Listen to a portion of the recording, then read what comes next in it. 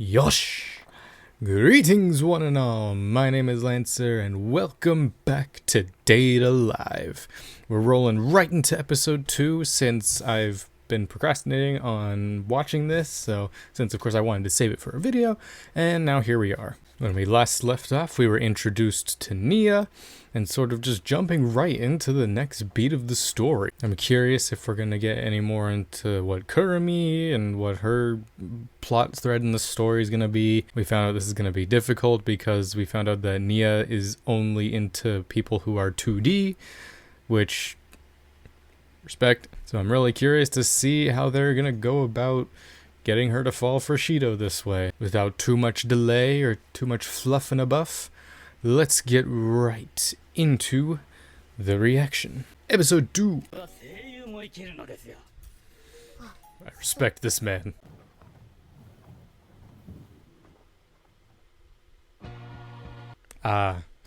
Cosplay, I imagine. Also, I'm kind of late to this one, but I think I pieced together who she actually is. I actually was pieced together when I was editing the last reaction, but her spirit name is Sister.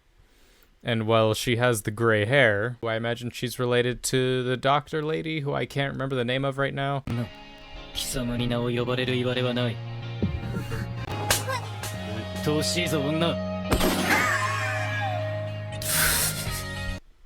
Jesus. I know I've said I like a woman who could kick my ass. Don't know about this.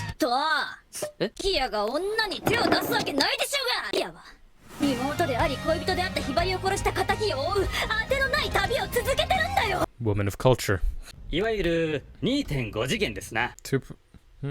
2.5D. I can respect that.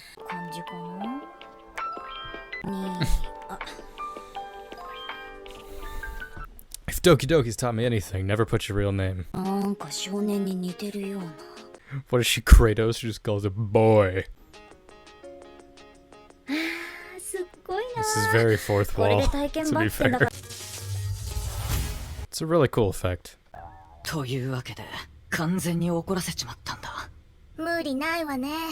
Been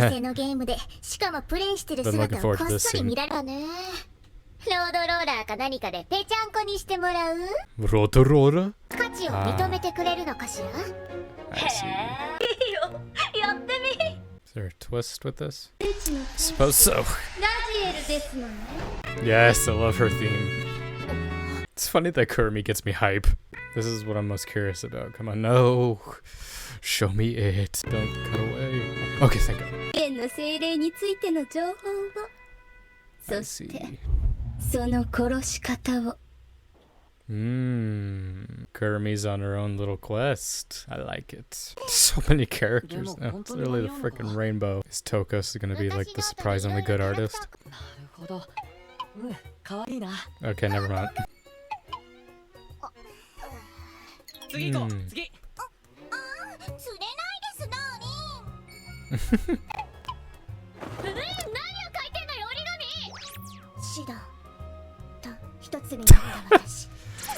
Oh, Origami, I love you.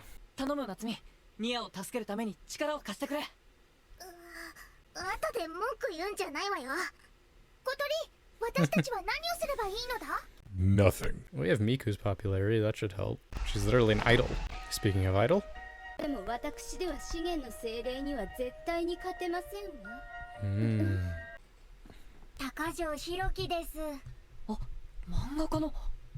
I've seen her design before.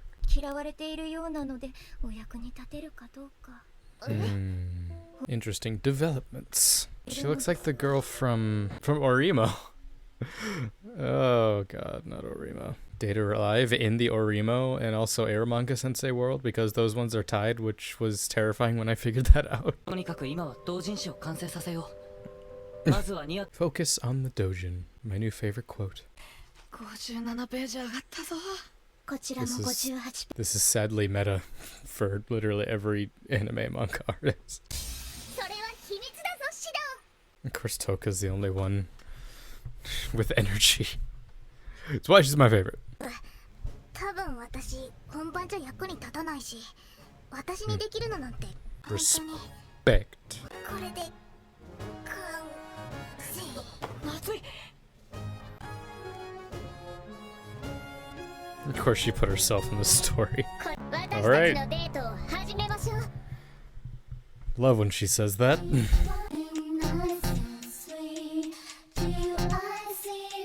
Alrighty. That was episode 2 of season 4. I imagine this will be a typical 12 episode season. We're about a sixth of the way there. What's a better mathematical way to put that? Yeah, a sixth of the way. It was a pretty good episode.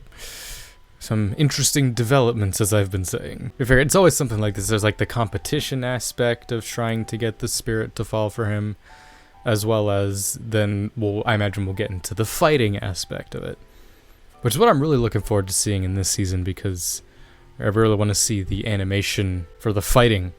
Because so far, obviously the art, I want to say, ironically, the most jarring one in terms of the art style change has been Toka. Like, everyone else, I think, works fine with how the art style is different. But for some reason, Toka is the one that is still taking some getting used to. Maybe it's just because we haven't been seeing her as much. That was a cool scene at the end, though, just because Natsume's been the most recent addition to the Spirit roster, so it's cool that she's getting time to shine here. So I imagine that's also why we haven't really been seeing too much of Toka, because literally Toka's been here since the very, very beginning. Same with Origami, she's kind of been taking a backseat as well. Well, to be fair, she had one of the best arcs last season, so it's okay for her to take a little bit of a backseat. It's cool to see more of Kurumi, and it's interesting to see now what her goal is that she's trying to battle the first spirit, and she's found out that not just by having a bunch of power, it's not going to be easy enough to beat her. So I'm curious what the Raziel told her in terms of what she needed to know about her. I don't think we're going to be dealing with her yet.